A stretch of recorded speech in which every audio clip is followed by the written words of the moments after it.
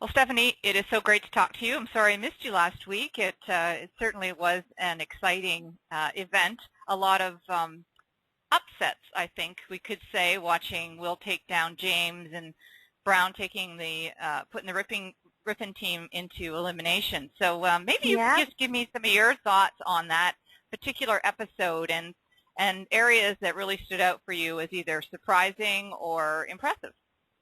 Yeah, well, it's definitely, that's the thing about Big Break is you just never know what's going to happen. You cannot count your chickens before they hatch because they always seem to throw something some wrench in the plans, and then, there's always those upsets that happen. But I think, everyone's really coming together and really coming into their own as far as playing-wise. Will's come on pretty strong and stood up in the face of James, who's been an excellent, excellent player and kind of carried his team for a while. So it was some interesting action for sure. It was exciting to watch. I mean, obviously we were there, but we didn't get to see, because we had been eliminated, we didn't get to see a lot of the stuff that happened on the golf course. We were kind of hearing about it secondhand. So it was interesting. It was exciting for me to actually watch now that I kind of knew what happened but didn't actually get to see it. Mm-hmm. Yeah, I can see that. You're watching it like us for the first time. Well, Right, exactly. Golf is certainly fickle, and we see the ups and downs all the time. Where even on the pro tours, you see them hit like a 62 one day, and then there's 72 the next, and you wonder how can one person be so up and down? And yet Zach and James were hot at the beginning, and both just petered out at the end. Meanwhile, we see Isaac, who at the beginning could hardly do anything, and now he's just nailing his wedges and his tee shots, everything. He's just playing his A game right now. So as a golfer, how do you feel when all of that inconsistency comes into play? Well, that's kind of the nature of the beast. It is the game that we picked, and it's never going to be perfect. Some days you go out and you feel like you can't do anything wrong. You're doing everything right. And then other days you go out there and you just feel like you're grinding and grinding and you just can't get the ball in the hole. So kind of just you have to just realize that it will turn around if you're not playing great. You just got to keep working, and if you're playing great, just ride it as long as you can, because there will come a time when you don't play so well. But I would say out of all the people in Puerto Rico, Isaac has impressed me the most, and he turns it on. That pressure, you can't even describe the pressure that goes along with Big Break. And when he turns it on, absolutely when he knows he has to, it's very, very impressive, and I hope it takes him a long way because he deserves it. And he's such a great guy too. Mm-hmm, he does. I love his nickname, Sasquatch. It seems so derogatory, and yet he seems to just really enjoy it. Like, I like to think of him as the gentle giant because he is like so kind-hearted. He wants everyone to succeed. He's rooting for everybody. He's very competitive. He wants to beat you, but at the same time, he wants you to perform your best. And those are the kind of people that I like to be around. Mm-hmm. Yeah. Well, he obviously, in watching the show, was very impressed with Mallory.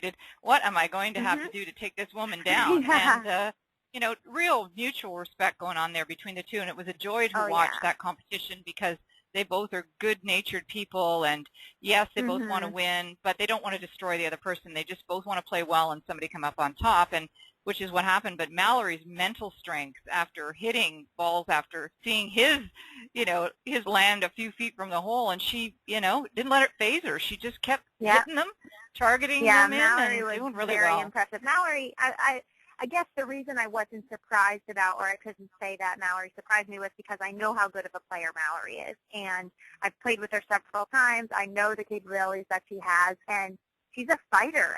She doesn't hit the ball a long way, but she finds a way to get the ball in the hole all the time. And she, even in Ireland, she took down more opponents than ever in Big Break history. And she got the nickname the Eliminator, and it really rang true. She didn't back down. She refused to quit, even when he stuck it in there to a foot. She said, all right, well, I'm just going to have to get the job done. She made a 20-foot putt. So it was pretty impressive to see that match, and kind of even under Big Break pressure to watch that transpire was incredible. Mm-hmm. Well, speaking of Mallory, let's talk about some of the other women, excluding yourself, because I don't want you to put yourself in the rating, because I know you'd be right at the top. So of the last three ladies standing in this show, Emily, Mallory, and Shannon, given your understanding and knowledge of their games and watching them play, how would you rate them in terms of first, second, and third in your idea Oh, of now you're gonna put me good on the players? spot. I You am. know, honestly, I'm gonna go with the politically correct answer here, and that's only because at any given day, any of these girls could be number one. There is no Okay. question in my mind that all three of them have the capabilities to be on top of that, 1, 2, 3 pairing.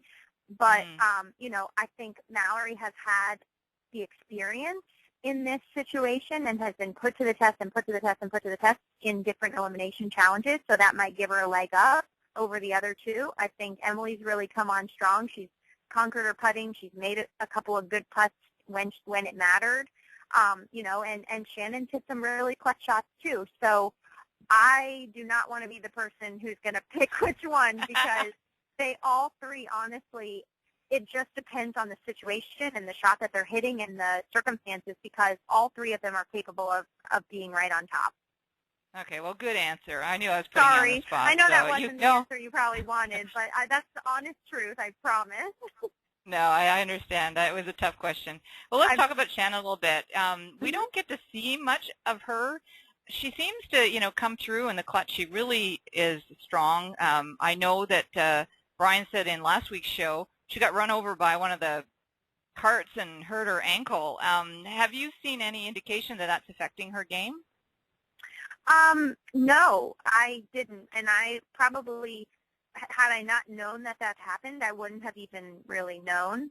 But she's been pretty strong throughout. It's just a matter of, the thing is with these break, it's who can last the longest and endure the most stress and the most, there are going to be bad breaks, there are going to be bad shots, and it's kind of like Q school, like who can last the marathon of just physical exhaustion and emotional exhaustion. And it's kind of like you got to just keep your mind sharp and your body sharp, but it's hard when you're, after 12 days and this many episodes, you're exhausted.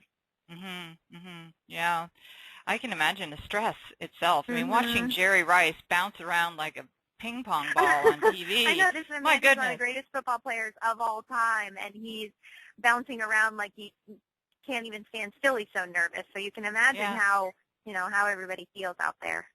I can only imagine what he's going to be like next week when he actually has to play more, or maybe play more will keep him calmer or something. Well, you have been eliminated for a couple of weeks, 2 or 3 weeks, but more and more people are coming there, and you're, you've got days off. Are you guys doing anything besides playing golf? Anything fun happening behind the scenes?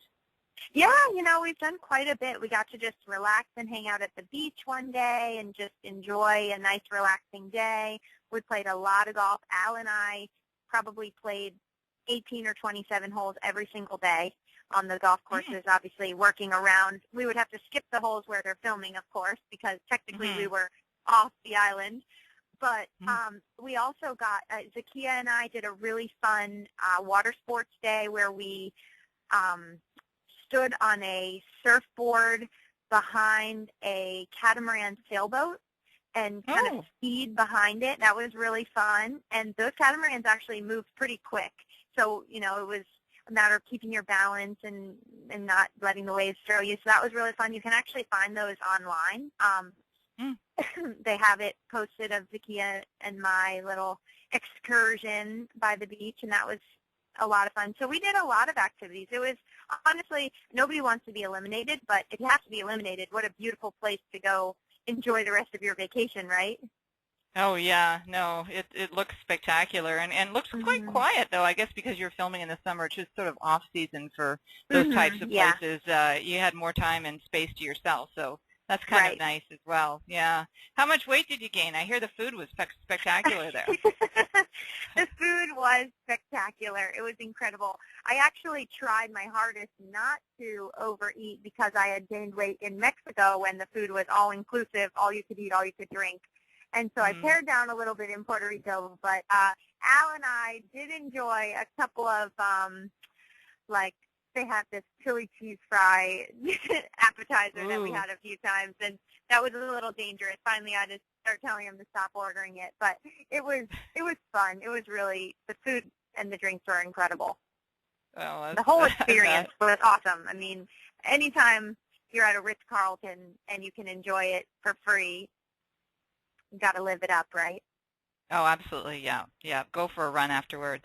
Well, we're going into the final next week, and these were, two teams that I've been following, obviously, because I've been speaking to Emily and to Brian as well as you. So, watching Team Dolman sort of coming together, they seem to be gelling. The little bonding exercise at the restaurant, and of course the Rice team, which has always been heavily bonded, even with their little high five, little wave thing they do. Completely different personalities of groups, teams going into this. Did you, as of before that day, did you have a sense of who you thought was going to come off on top, without obviously giving away anything, but did you go into it thinking it might be one or the other, or did you have an opinion?